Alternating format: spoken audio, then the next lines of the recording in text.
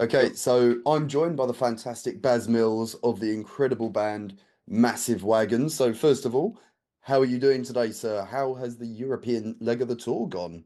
Yeah, I'm good, thanks. Yeah, it's good.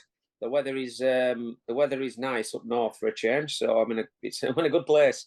But yeah, no, the European the last few weeks have been incredible. We've been hitting Germany in particular over the last few years really harder than anywhere else really, and it's really starting to pay off. The numbers are getting up and the crowds are getting bigger, and every time we go back now, the people are much more into the music. They know all the words singing and you could just a real notice. It's really noticeable. The crowds are really engaging now, and it really feels like we're making progress there. We visited a few of the places, Prague, Vienna, and Budapest on this run as well, which were really nice. Our first time there.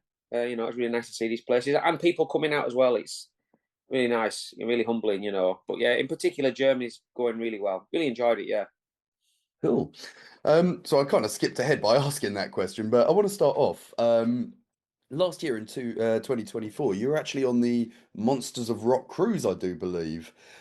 Now, I just have to ask, what was that experience like? Because it's on my bucket list to actually do a gig cruise. It sounds amazing. So, what was It that was. like? The Americans know how to enjoy themselves. That's for sure. There's no doubt about it. It was fantastic. It was. I'd like to say it was really hard work and a real grind, but it really wasn't. It was really great. There's a lot of bands on there. I mean, there's that many. There's a lot of the cruises go on now, isn't there? And they all tailor for different tastes, and that's really cool. The one we were on was kind of a bit more old school. It was kind of half and half. I think the cruise itself has really started bringing on a lot of newer bands now. But there was Tesla on there. They were big fans of Tesla, amazing band. Night Ranger and Rose Tattoo, and it was really great.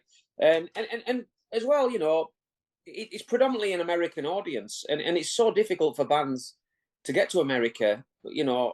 These days, that any opportunity to play for an American audience is great. So that was really good. Our first time in front of an American audience, really. We thought we might be too British.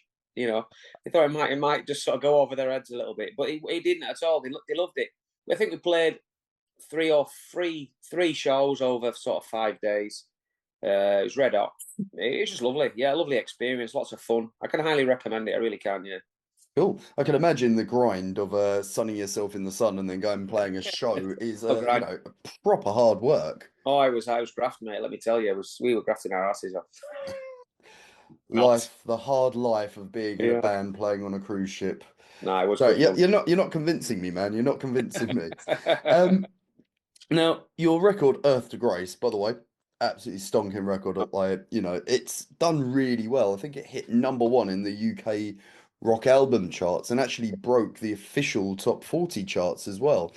Yeah, yeah. Now, what did that success actually feel like to you to actually see it hit that level?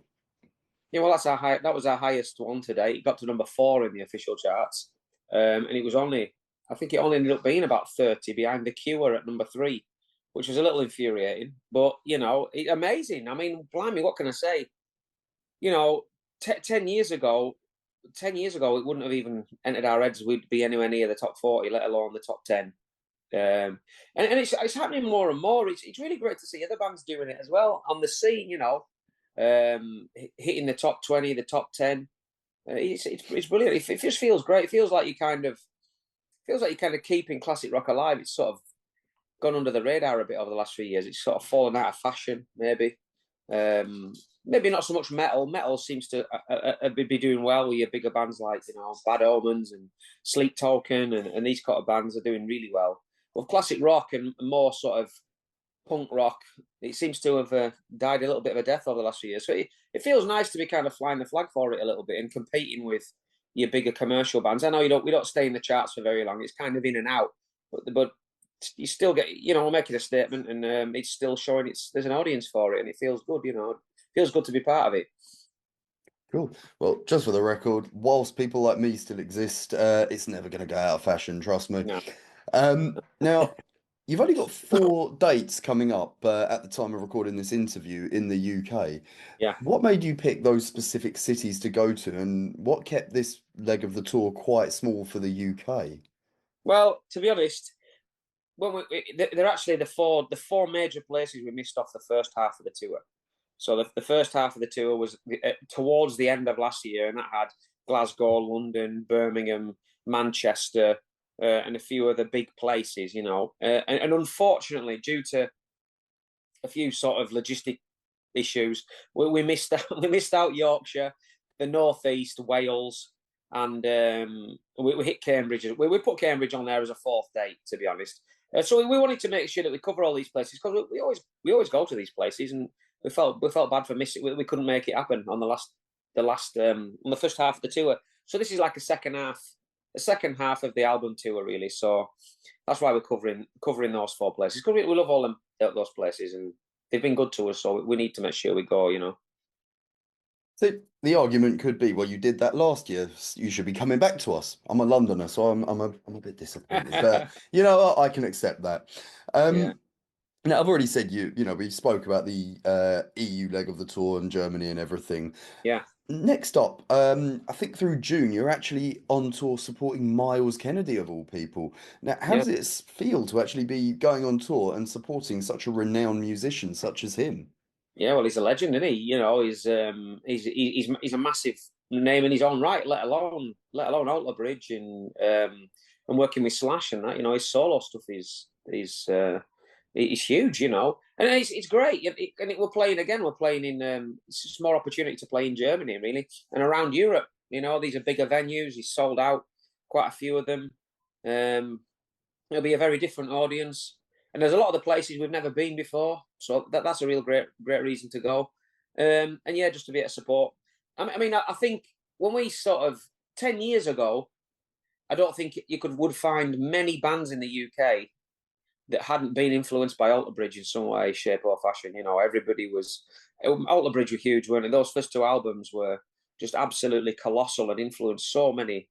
They're responsible for starting up so many bands, I think, in this country, rock and metal bands.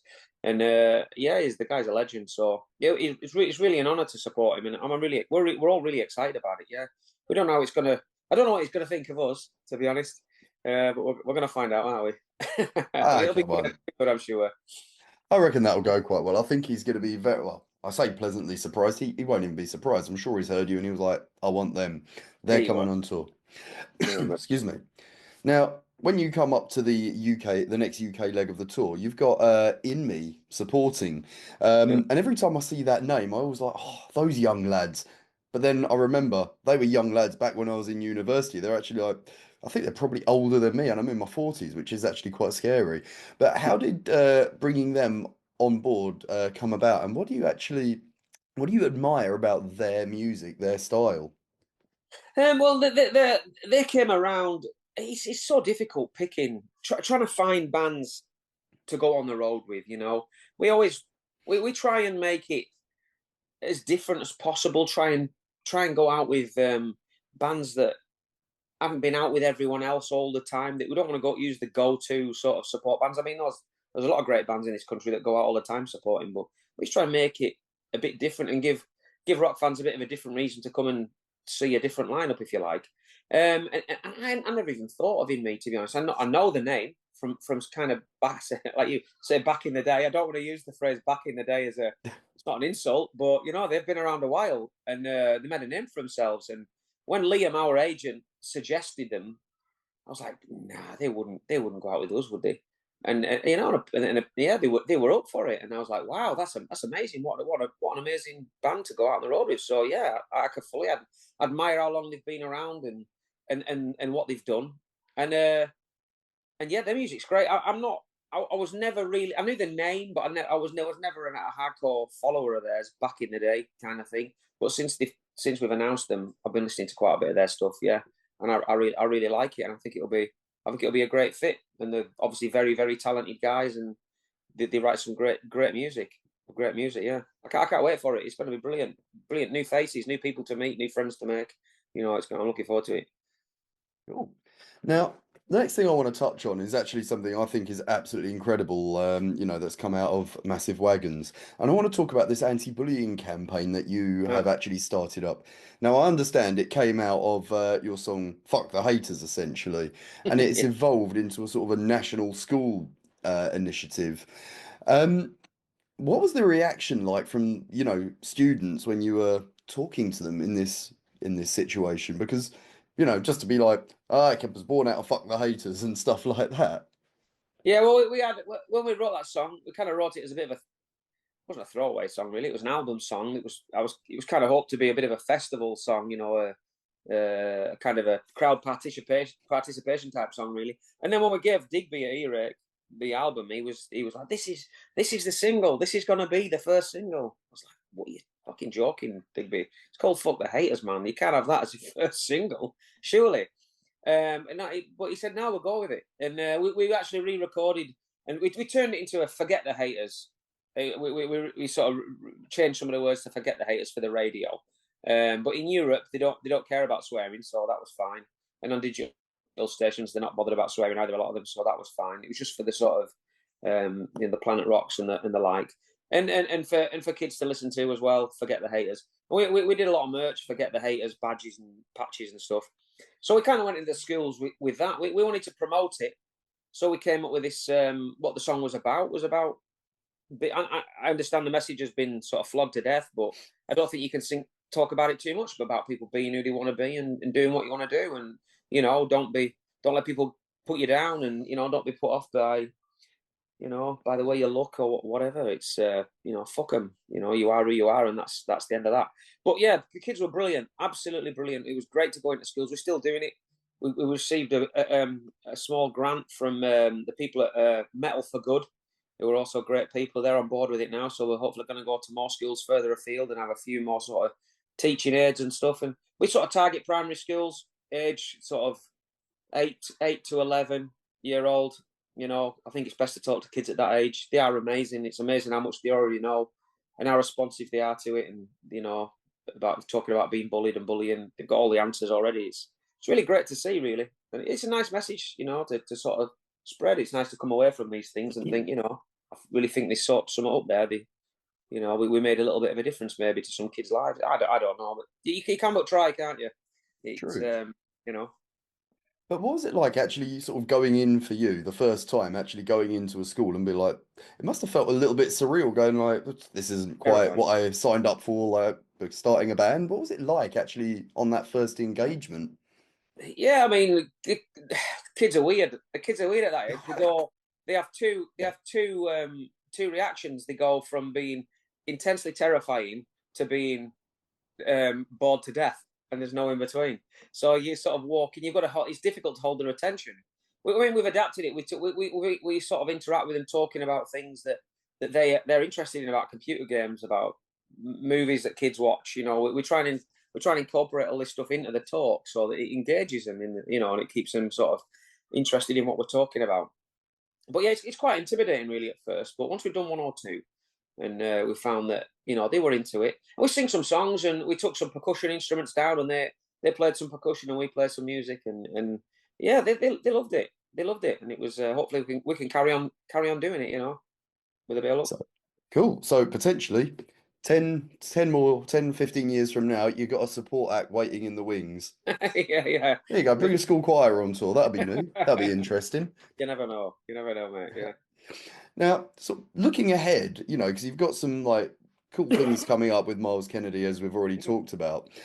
What have you got planned, for the future at this point? Because you're doing so much. I mean, it's probably a very open question to ask, and you're probably sorry if you're not even thinking that far ahead, but I'm just fascinated considering everything that's like how the band has gone massive as it were. I mean, we just sort of carry on. It's kind of rinse and repeat a bit. You sort of play festivals, and then you hope that you do a good job, and then next year you get some more festivals and you do a good job, and then you get rebooked again. And we played Wacken last year. We had the festival schedule in Europe last year was unreal, with the gigs and stuff, headline shows. So hopefully we can go back to Wacken and Grasspop. and Rockars and Alcatraz and these bigger festivals on a slightly bigger stage, maybe. Hopefully we did a good job and they want us back. That's the dream, isn't it? And you keep going back every couple of years and getting a bigger slot. And hopefully we're going to start writing another album, and hopefully that'll do a little bit better. And you're just building on the year before, really, aren't you? Bigger shows, bigger venues, bigger tours, bigger albums. You just got to hope that you've still got it and you can still keep delivering. Yeah, just keep going, just keep flogging the horse until the legs fall off. So, is there a particular festival that you haven't played yet that you'd be like, that one, I want to play that one? Don't care what stage, don't care what slot. Is there a Well, festival out there?